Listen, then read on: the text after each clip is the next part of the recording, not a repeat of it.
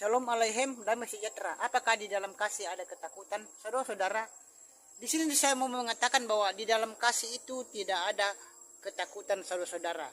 Jadi orang yang masih takut itu, orang yang masih dalam ketakutan, contohnya takut kepada setan atau hantu, takut kematian, takut untuk melakukan hal-hal yang benar, itu berarti kasihnya belum sempurna. Karena orang yang masih dalam ketakutan itu menandakan bahwa kasih orang itu belum sempurna.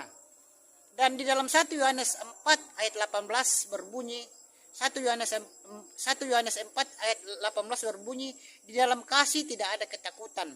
Kasih yang sempurna melenyapkan ketakutan. Sebab ketakutan mengandung hukuman, dan barang siapa takut, ia tidak sempurna di dalam kasih. Sekian, sampai jumpa. Bapak yang memberkati. Shalom Aleichem, damai sejahtera.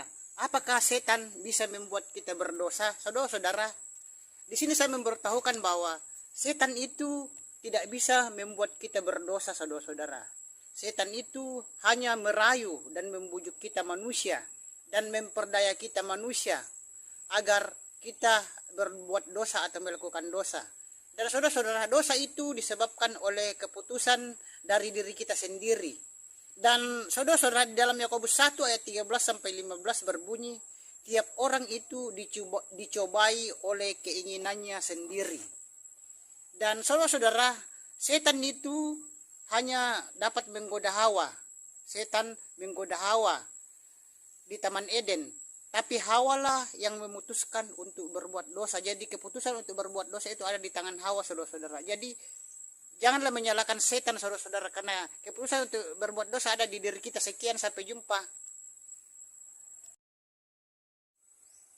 Shalom Aleichem, damai sejahtera. 12 hal yang setan tidak bisa lakukan. 12 hal yang setan tidak bisa lakukan. Yang pertama adalah setan tidak bisa membuat kita berdosa. Yang kedua adalah setan tidak bisa membuat kita takut akan kematian. Yang ketiga, setan tidak dapat mengambil kekuatan rohani kita. Yang keempat, setan tidak dapat mengganggu kita apabila kita bertindak mengusirnya. Yang kelima, setan tidak dapat mengontrol kita. Yang keenam, setan tidak maha adil. Dan yang ketujuh, setan tidak maha tahu. Yang kedelapan, setan tidak dapat memberi kebahagiaan. Yang kesembilan, setan tidak dapat melakukan sesuatu tanpa izin Tuhan. Yang ke-10, setan tidak dapat mencuri iman kita. Yang ke-11, setan tidak dapat menghancurkan masa depan kita. Dan yang ke-12, yang terakhir, setan tidak bisa menang. Itulah 12 hal yang setan tidak bisa lakukan. Sekian, sampai jumpa. Bapak yang memberkati. Shalom Aleichem, damai sejahtera. Haruskah kita menyalahkan setan apabila kita berdosa? Saudara-saudara, apabila kita melakukan dosa, saudara-saudara, janganlah kita menyalahkan setan atau iblis, saudara-saudara. Mungkin kalau kita berbuat dosa, mungkin kita berpendapat, saya melakukan dosa ini karena setan yang ada di dalam hati dan pikiran saya, atau setan yang selalu menggoda atau merayu saya sehingga saya melakukan dosa. Saudara-saudara, di sini saya mau mengatakan bahwa janganlah kita menyalahkan setan apabila kita melakukan dosa, karena setan itu hanya dapat menggoda dan merayu kita untuk melakukan dosa, saudara-saudara. Tetapi keputusan untuk melakukan dosa itu ada di diri kita sendiri. Karena itu, kuatkanlah iman kita kepada Bapa Yahweh supaya kita tidak melakukan dosa. Sekian, sampai jumpa. Shalom Aleichem, damai sejahtera. Bolehkah manusia dinamai Tuhan? Saudara-saudara, dimanapun berada saat ini, ada orang di Jawa itu yang diberi nama Tuhan, dan di KTP-nya itu namanya Tuhan, saudara-saudara. Dan saudara-saudara, banyak orang yang mempermasalahkan kalau ada orang yang diberi nama Tuhan oleh orang tuanya. Dan saudara-saudara, di sini saya mau mengatakan bahwa Tuhan itu adalah sebutan atau jabatan atau gelar. Jadi Tuhan itu bukan nama Sang Pencipta langit dan bumi dan segala isinya, tetapi Sang Pencipta langit dan bumi dan segala isinya yaitu Yahweh, Sang pemilik surga, bukan Tuhan. Karena Tuhan itu adalah jabatan daripada Yahweh atau gelar daripada Yahweh, saudara-saudara. Jadi manusia bernama Tuhan itu tidak jadi masalah, tidak perlu dipermasalahkan. Sekian, sampai jumpa. Shalom Aleichem, damai sejahtera. Tuhan bernama Tuhan. Saudara-saudara, Tuhan itu adalah sebutan. Kenapa bisa jadi nama? Tuhan bernama Tuhan berarti ada Tuhan yang bernama Tuhan. Huruf besar semua, saudara-saudara. Jadi Tuhan yang mana, saudara-saudara? Dan kemudian Allah yang mana? Dan siapakah Allah itu sesungguhnya? Kita jadi bingung kan, saudara-saudara. Dan kalau kita mau belajar pasti temukan kejanggalan yang terjadi. Ini kenapa demikian, saudara-saudara? Itu karena terjemahan kesalahan dari LAI, Lembaga Alkitab Indonesia. Ini buktinya, saudara-saudara, di 1 Raja-Raja 18 ayat 39 LAI, ketika seluruh rakyat melihat kejadian itu, sujudlah mereka serta berkata, Tuhan dialah Allah, huruf besar semua. Tuhan dialah Allah, Tuhan huruf besar semua. Tuhan dialah Allah, itu hanya huruf besar. Tuhannya huruf besar semua, saudara-saudara. Sekali lagi, Allah itu menurut kekristenan hanya sebutan. Berarti ada Tuhan bernama Tuhan atau Allah yang bernama Tuhan. Sekian, sampai jumpa. Shalom Aleichem, damai sejahtera.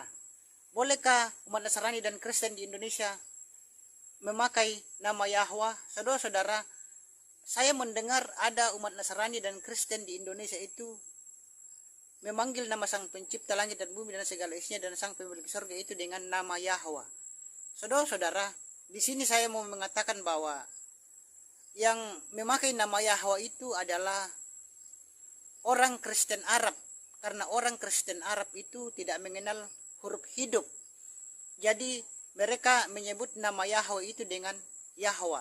Jadi kita orang Nasrani dan Kristen di Indonesia jangan ikut-ikutan menyebut nama Yahweh, karena kita orang Indonesia mengenal huruf hidup. Jadi kita harus menyebut nama Sang Pencipta itu dengan Yahweh, bukan Yahweh. Jangan kita ikut-ikutan orang Arab yang menyebut nama Yahweh. Sekian, sampai jumpa. Bapak Yahweh memberkati.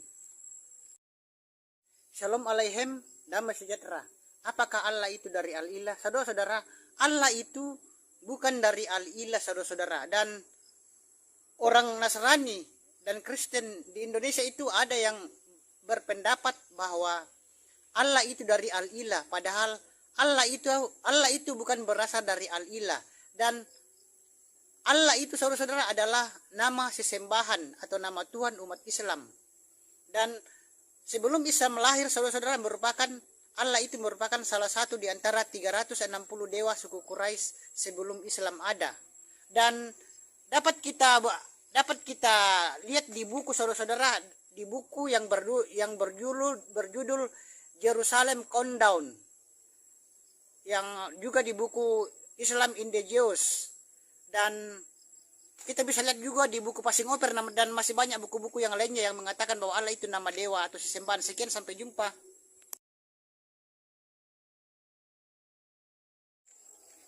Shalom Aleichem, damai sejahtera. Apakah setan bisa membuat kita takut akan kematian?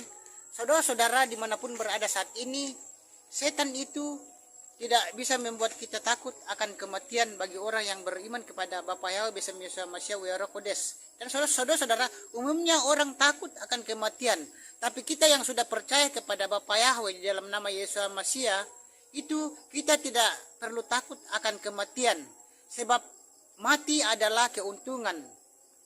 Oleh karena kita berpindah kepada kehidupan yang kekal, saudara-saudara. Dan kuasa maut telah dikalahkan oleh Yesus Masiah. Sehingga maut dan kebinasaan tidak berkuasa atas kita oleh karena Yesus Masiah. Dan bila kita masih takut akan kematian, maka kita perlu mengecek kehidupan rohani kita. Jadi jangan kita takut akan kematian. Sekian, sampai jumpa. Bapak Yahweh memberkati. Sekian.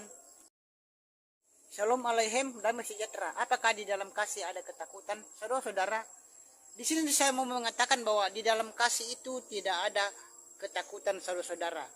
Jadi orang yang masih takut itu, orang yang masih dalam ketakutan, contohnya takut kepada setan atau hantu, takut kematian, takut untuk melakukan hal-hal yang benar, itu berarti kasihnya belum sempurna. Karena orang yang masih dalam ketakutan itu, itu menandakan bahwa kasih orang itu belum sempurna. Dan di dalam 1 Yohanes 4 ayat 18 berbunyi, 1 Yohanes 4 ayat 18 berbunyi, di dalam kasih tidak ada ketakutan. Kasih yang sempurna melenyapkan ketakutan. Sebab ketakutan mengandung hukuman, dan barang siapa takut, ia tidak sempurna di dalam kasih. Sekian, sampai jumpa. Bapak Yesus memberkati. Shalom Aleichem, damai sejahtera. Bagaimana supaya kita sempurna di dalam kasih? Saudara-saudara, supaya kita sempurna di dalam kasih itu, kita tidak boleh takut, saudara-saudara. Karena orang yang takut itu mengandung penghukuman, saudara-saudara. Karena kalau kita takut itu, kita akan mendapat penghukuman. Kita akan mendapat penghukuman dari Tuhan. Jadi saudara-saudara, kalau mau sempurna di dalam kasih, maka janganlah takut, saudara-saudara. Di sini adalah janganlah takut untuk melakukan kebenaran. Jangan takut untuk janganlah kecuali kalau melakukan kesalahan. Shalom Aleichem, damai sejahtera. Bunyi 1 Yohanes 4 ayat 18. 1 Yohanes 4 ayat 18 berbunyi, di dalam kasih tidak ada ketakutan. Kasih yang sempurna melenyapkan ketakutan. Sebab ketakutan mengandung hukuman. Dan barang siapa takut, ia tidak sempurna di dalam kasih. Itulah bunyi Yohanes 4 ayat 18, saudara-saudara. Jadi saudara-saudara, kita sebagai umat Nasrani, Kristen dan Katolik, kita tidak boleh takut, saudara-saudara. Karena orang yang takut akan menghadapi penghukuman dari Tuhan.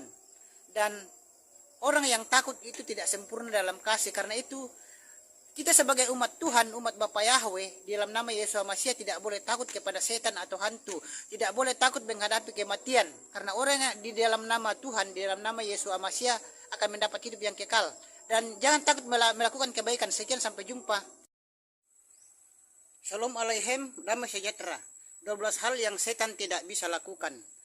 12 hal yang setan tidak bisa lakukan. Yang pertama adalah setan tidak bisa membuat kita berdosa. Yang kedua adalah setan tidak bisa membuat kita takut akan kematian. Yang ketiga, setan tidak dapat mengambil kekuatan rohani kita. Yang keempat, setan tidak dapat mengganggu kita apabila kita bertindak mengusirnya. Yang kelima, setan tidak dapat mengontrol kita. Yang keenam, setan tidak maha hadir. Dan yang ketujuh, setan tidak maha tahu. Yang kedelapan, setan tidak dapat memberi kebahagiaan. Yang kesembilan, setan tidak dapat melakukan sesuatu tanpa izin Tuhan. Yang ke-10, setan tidak dapat mencuri iman kita. Yang ke-11, setan tidak dapat menghancurkan masa depan kita. Dan yang ke-12, yang terakhir, setan tidak bisa menang. Itulah 12 hal yang setan tidak bisa lakukan. Sekian, sampai jumpa. Bapak Yesus memberkati. Shalom Aleichem, damai sejahtera. Apakah setan bisa membuat kita berdosa? Saudara-saudara, di sini saya memberitahukan bahwa setan itu tidak bisa membuat kita berdosa, saudara-saudara. Setan itu hanya merayu dan membujuk kita manusia dan memperdaya kita manusia agar kita berbuat dosa atau melakukan dosa. Dan saudara-saudara, dosa itu disebabkan oleh keputusan dari diri kita sendiri. Dan saudara-saudara, di dalam Yakobus 1 ayat 13 sampai 15 berbunyi, tiap orang itu dicobai oleh keinginannya sendiri. Dan saudara-saudara, setan itu hanya dapat menggoda Hawa. Setan menggoda Hawa di Taman Eden. Tapi Hawa lah yang memutuskan untuk berbuat dosa. Jadi keputusan untuk berbuat dosa itu ada di tangan Hawa, saudara-saudara. Jadi janganlah menyalahkan setan, saudara-saudara, karena keputusan untuk berbuat dosa ada di diri kita. Sekian, sampai jumpa.